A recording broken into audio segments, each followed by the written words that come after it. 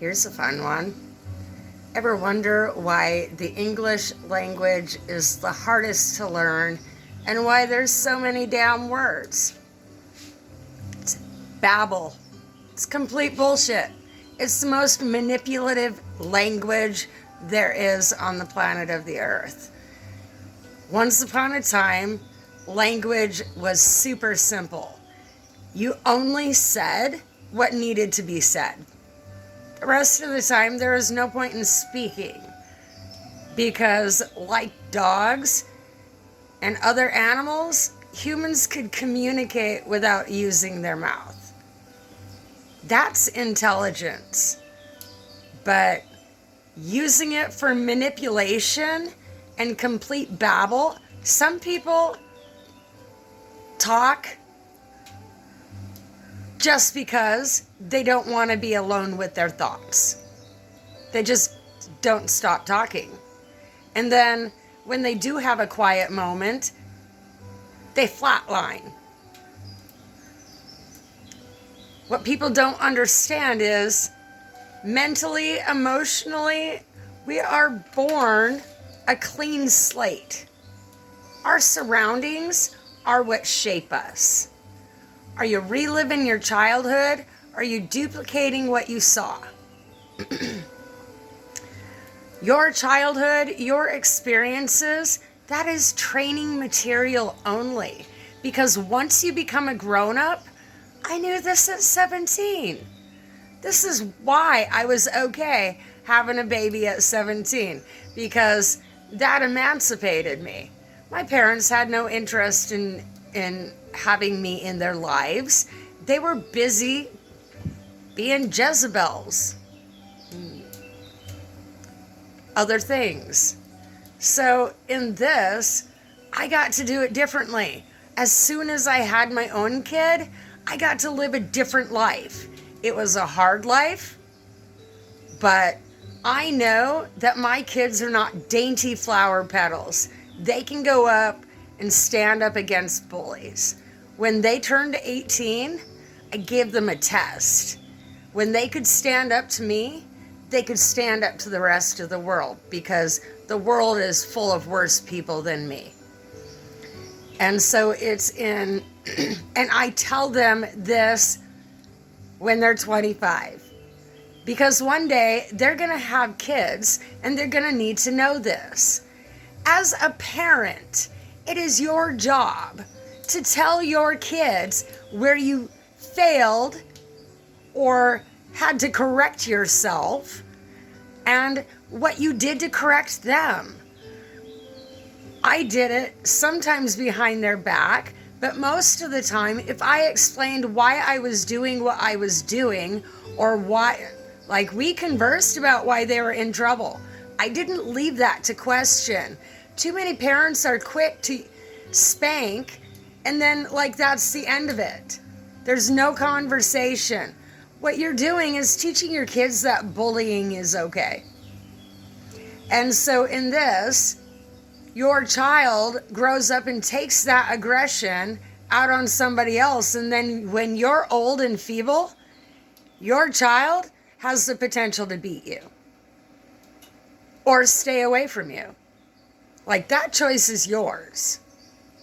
So if people understood the psychology behind parenting, what you're doing is you're checking a soul out of the library of heaven, wherever souls come in from. And by choosing to become a parent, it's like checking out a book from the library. Too many people treat their children like they're theirs. And this is where they make a mistake because somebody else gave you that baby. Somebody gave you the ability to have that baby. And so in showing that you're thankful, you do right by checking that soul out of the library. And so this is a soul that you're sending back reshaped one day. And if you are the one that causes damage to that soul, you pay for that. The things you do to your children will be done to you. The things you choose not to do for your children will be done to you. It happens in your lifetime. You don't pay for this after death, except for if you choose to go through another cycle and be repurposed, you could really doom yourself. What if you ended up a tree? What if you ended up being a parasite in my ass? Huh. That's funny. So people need to understand, you don't actually know what happens at the end until it's the end. So are you prepared to die with your choices, or are you willing to live with them? Because living with them means taking accountability. If it's between you and God, what's the big deal in owning that? It's not like you have to get on a microphone and announce it. I've said some shit on my channel. I'm not proud.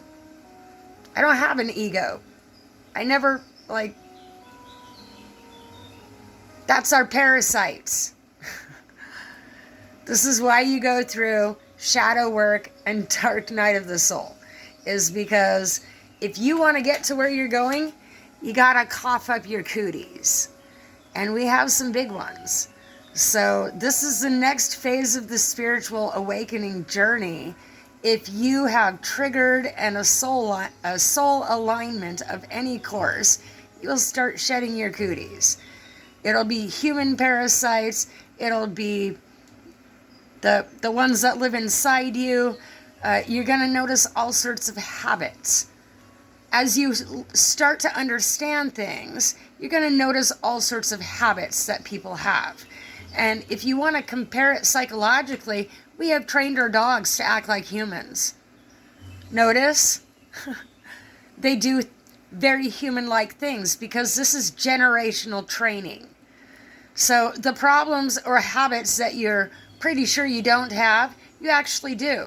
Your addiction issues come from your grandparents and your great-grandparents and your great-great-great-grandparents.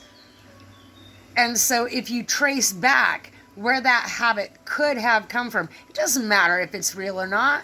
If you're fixing what's inside of you, it is whatever you tell yourself it is until you find out it's not. Plain and simple. And so when you start digging through your childhood, and you can't do that with distractions, you have to be all by yourself, because interacting with other people is going to trigger a memory. And then you go back and ponder that. Have a conversation with yourself and get real with yourself. Because odds are it's just childhood wounding and you are looking at it from a childish perspective. And until you understand from a grown-up perspective, even if you don't agree with it, all you have to be say, I don't agree with that, and then never do that to other people. It's simple. You simply make a decision, and that pulls you into an alignment. And so it's not until we do these things that we see changes in our lives. And you're going to steer away from your normal crowd into the crowd that you should be with. And it's a lot of empty in between.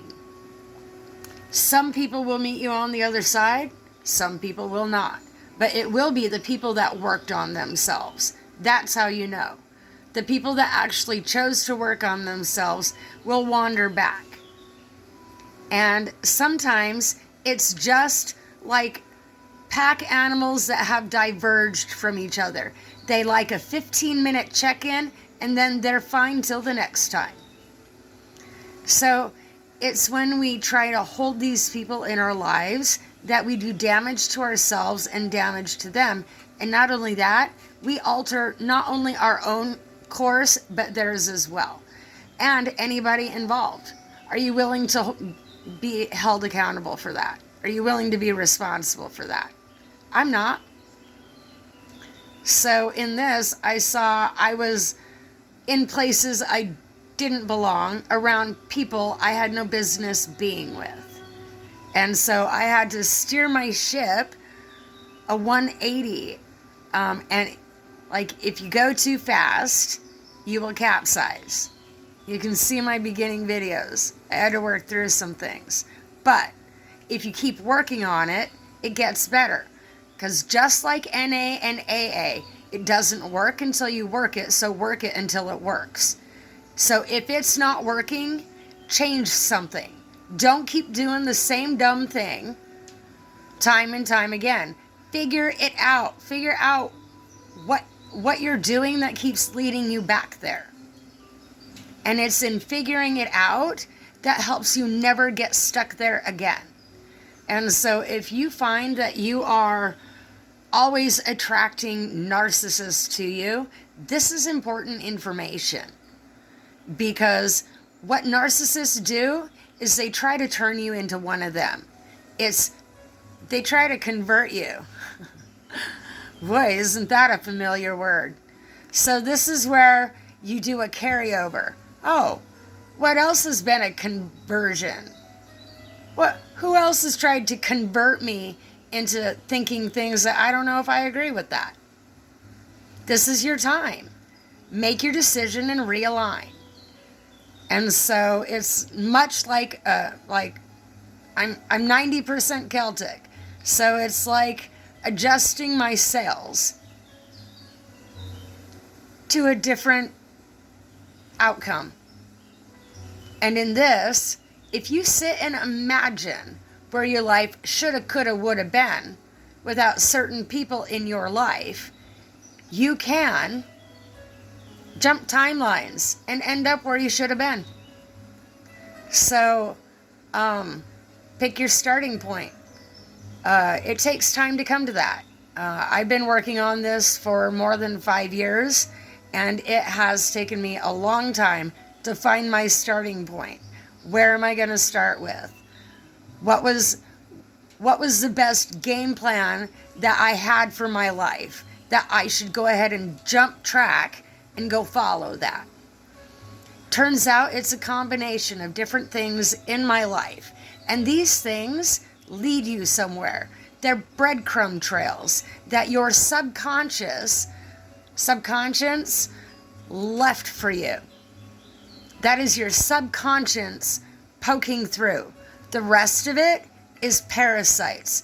Look at the difference in my speech now as what was in my very first video. So the spiritual awakening journey comes from Egypt, and it is designed to make you lose your parasites. However, somebody left that bit of information out because it's hiding in the Smithsonian. Somebody wanted to eliminate the competition. And so this is where the meek inherits the earth, because the proud, the elite, they've gone on long enough, don't you think?